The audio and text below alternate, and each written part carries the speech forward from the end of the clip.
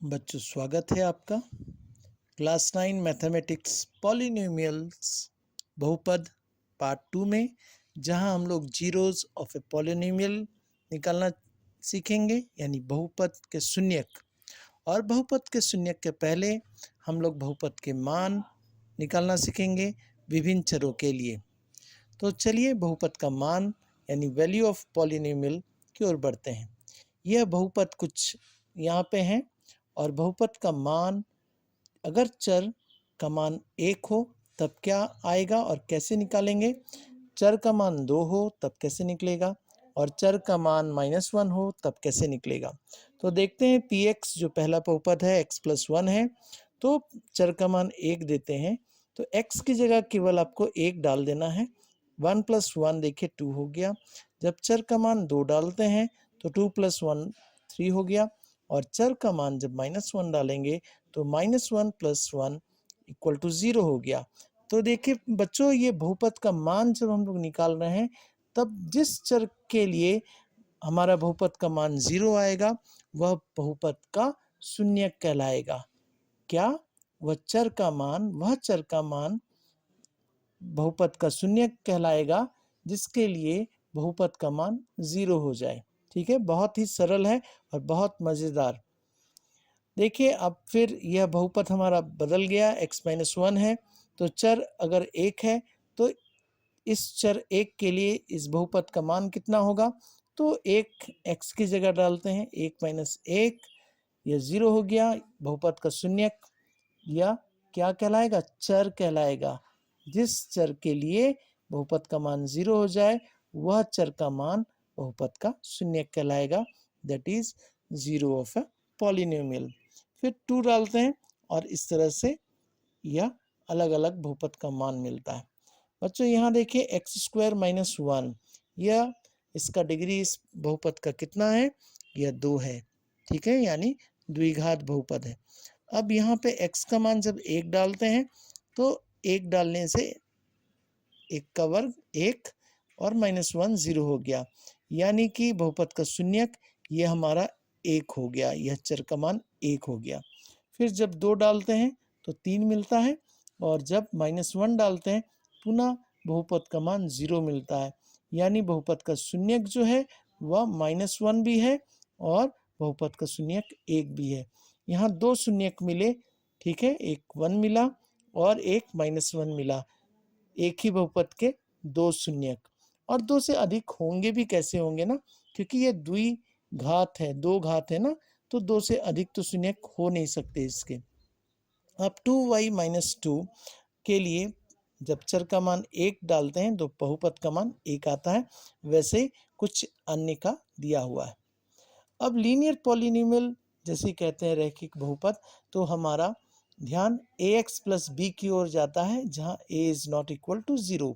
यह रैखिक बहुपद का स्टैंडर्ड फॉर्म या कहें व्यापक रूप या जनरल फॉर्म है यह, जहाँ की a और b जो है वह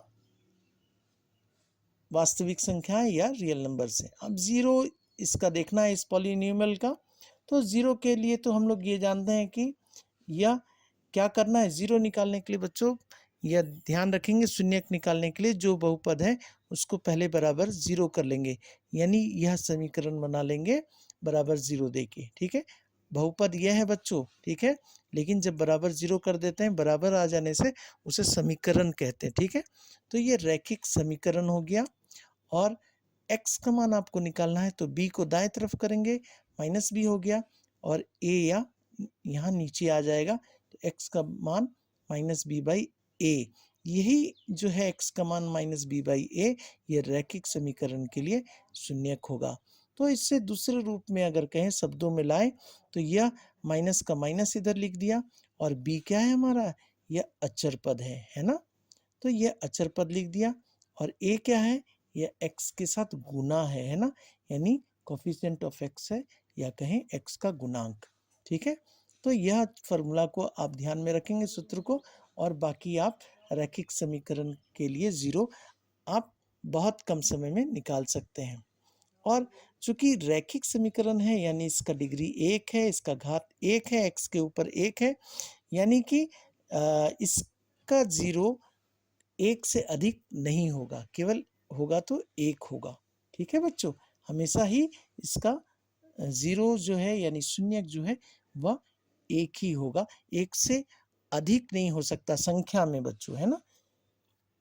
अब जैसे 2x प्लस 3 एक रैखिक समीकरण है, तुरंत आप फॉर्मूला में जाइए, x बराबर लिखिए, माइनस लगाइए और चर अचर पद क्या है आपका 3, 3 ऊपर लिखिए और x का गुणांक क्या है, x का गुणांक यानी x के साथ जो गुना है वह 2 है, तो यह नीचे 2 लिख लिए, यानी -3/2 जो है आपका -3/2 वह इस रैखिक बहुपद का शून्यक कहलाएगा। ठीक है, यानी x का मान यह -3/2 अगर यहाँ पे डाल दें तो यह शून्य हो जाएगा, शून्य के बराबर हो जाएगा। ठीक है, बाकी भी वैसी अगर ax है, यहाँ अचर पद नहीं है बच्चों, यानी अचर पद क्या है, 0 है इधर में, तब आप डायरेक्टली यहाँ पे x इक्वल टू 0 कर देंगे, यह इसका शून्यक हो जाएगा।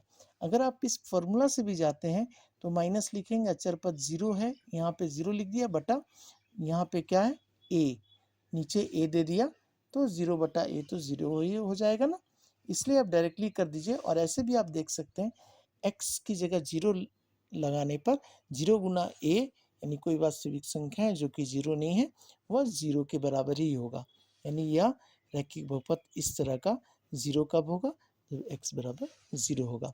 अब नेक्स्ट इसी का उदाहरण एक देखते हैं, 5x, यानी 5x प्लस 0 भी कह सकते हैं, डायरेक्टली x इक्वल टू आप 0 लिख सकते हैं। ठीक है, अब ax माइनस बी के रूप में रहे, ठीक है, तब क्या करेंगे, तो यह इस तरह सॉल्व करके b/a आ जाएगा, तो यह 5/8 हो जाएगा इसका शून्य। ठीक है, और यहाँ पे देखें यह 3/-7 आ जाएगा और माइनस को ऊपर ले जाएंगे, -3/7, इस तरह से अन्य। अब बच्चों ये नोट में देख लें कि चर का वह मान जो किसी बहुपद में रखने पर बहुपद का मान शून्य हो जाए, तब चर का वह मान बहुपद का शून्यक कहलाता है। यानी बहुपद का शून्यक निकालना हो तो आप समीकरण जो है px बराबर 0 को सरल करेंगे, तो जो x का मान आपको प्राप्त होगा वह बहुपद का शून्यक कहलाएगा, यानी जीरोस ऑफ पॉलिनोमियल होगा। वह शून्य जो है किसी बहुपद का शून्यक हो भी सकता है और नहीं भी।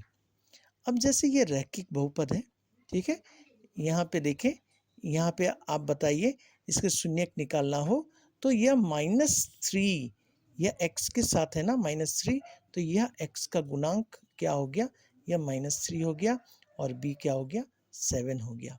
ठीक है, तो यह शून्यक निकालने के लिए आपको क्या करना पड़ेगा, यह -7 यहाँ लिखना पड़ेगा और बाई -3, माइनस माइनस प्लस यानी 7/3 फर्स्ट का आंसर होगा बच्चों। ठीक है, तो आप यहाँ से डायरेक्टली पहचानिएगा। अब इसमें देखिए -7x है, तो यह तो ax वाला रूप है ना, तो x का शून्यक, इसका शून्यक क्या होगा, ये 0 हो जाएगा।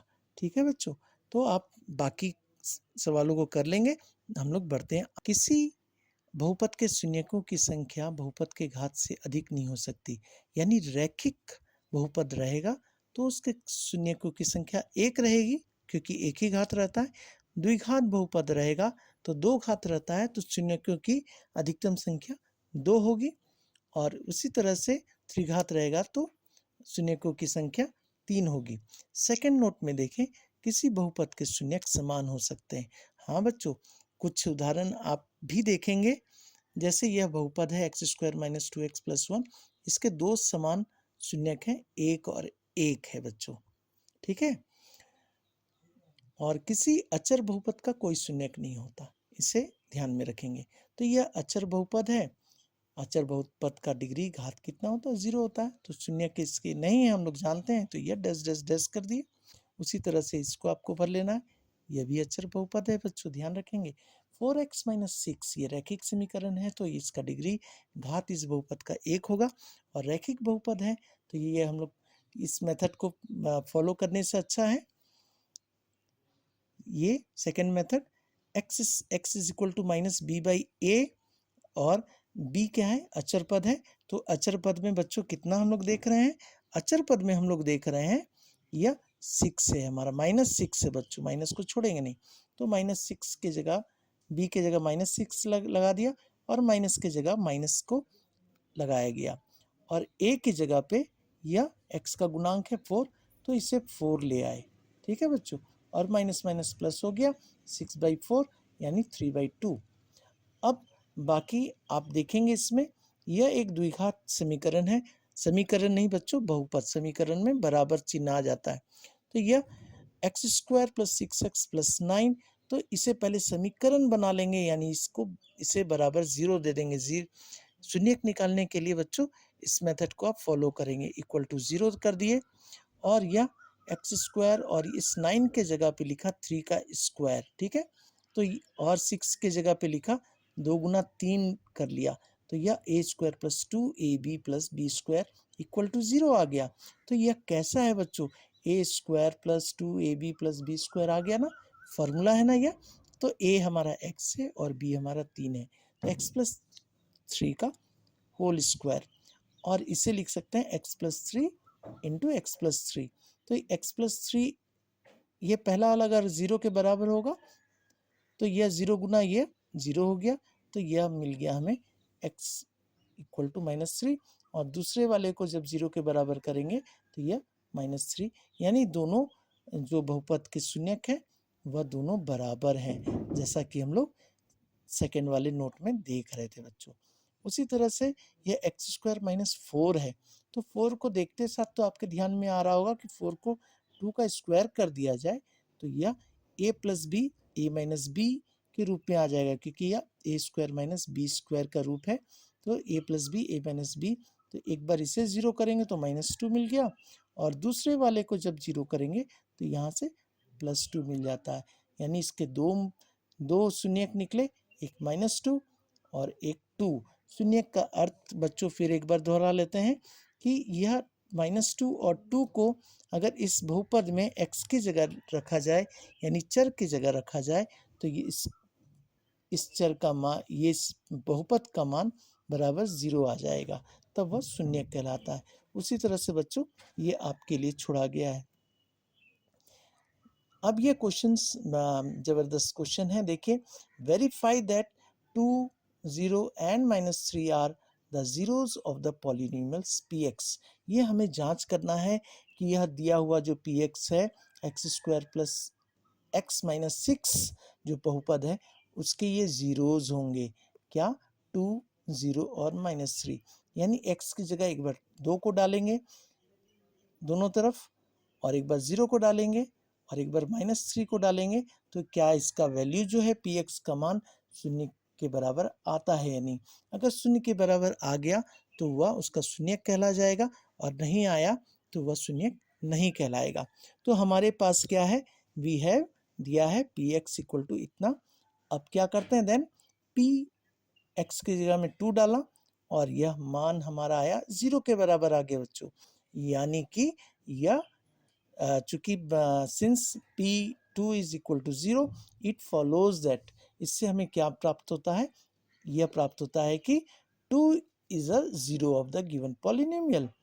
अब 0 डालते हैं p x की जगह पे, तो 0 डालने से -6 आ रहा है, जो कि 0 के बराबर नहीं है। ठीक है, यानी यह जो 0 है वह शून्यक नहीं है दिए हुए बहुपद का। अब -3 डालते हैं, तो -3 से देखते हैं कि हमें 0 प्राप्त हो गया। ठीक है, तो चूंकि p2 0 है और p-3 भी 0 है, यानी कि यह दोनों 2 और -3 जीरोज हो गया, किसका, दिए हुए पॉलिनोमियल्स का। परंतु p0 0 के बराबर नहीं है, तो यह जो 0 है वह पॉलिनोम या शून्यक नहीं है px का। इसी प्रकार बच्चों आप इसकी जांच करेंगे, यह क्वेश्चन आपके लिए छोड़ा जाता है। अब एक मजेदार वाला आया है क्वेश्चन, यदि 2 एवं 0 2 एवं जो 0 है वह दिए हुए बहुपद, यह बहुपद है हमारा, कि शून्यक हो, तो a और b का मान निकालना है बच्चों।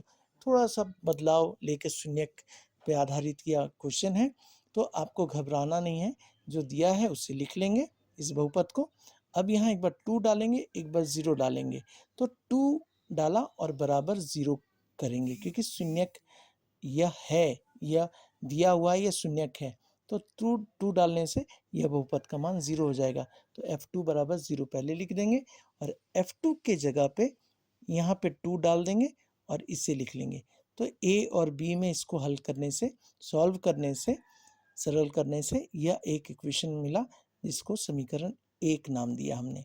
फिर यह 0 भी इस बहुपद का शून्यक है, तो F0 बराबर भी 0 कर देंगे और F0 यानी कि यहाँ पे x का मान 0 डाल के इसको लिख लेंगे बराबर 0 के। ठीक है, तो यहाँ पर भी एक मान मिल रहा है हमें, b इक्वल टू 0 मिल रहा है, यानी b बराबर 0 मिल गया और यहाँ पे b का मान 0 डालेंगे तो a मिल जाएगा। तो समीकरण 1 और 2 से 2a प्लस b के जगह पे 0 डाल दिया और फिर इसको सॉल्व किया तो a इज इक्वल टू 4/2 आ जाएगा, यानी 2 आ जाएगा कट के। अतः क्या हुआ, a का मान 2 है और b का मान 0 है। फिर नया सवाल आया बच्चों, if px equal to x plus 5 then find px plus p minus x। ये हमारे पास px ये दिया हुआ है, x प्लस 5 है, और फिर हमें क्या करना है कि x की जगह माइनस एक्स अगर लिख दे तो यह p माइनस एक्स भी हमें मिल जाएगा, माइनस एक्स प्लस 5। अब इन दोनों को जोड़ देंगे, x x कैंसिल हो जाएगा यानी 0 हो जाएगा और 5 प्लस 5 10 हो जाएगा। बच्चों ये कुछ पॉलिनोमियल्स यानी बहुपद दिए हुए हैं, इनका वैल्यू आपको निकालना है जब चर कुछ अलग हो जाएगा। तो p 1/3 वाला और p2 माइनस p माइनस 2 वाला, जैसा कि अभी हम लोग ऊपर कर चुके हैं, बाकी को आप देख रहे हैं और उम्मीद है कि आप बहुत अच्छे से इन सवालों को कर पाएंगे। Thank you.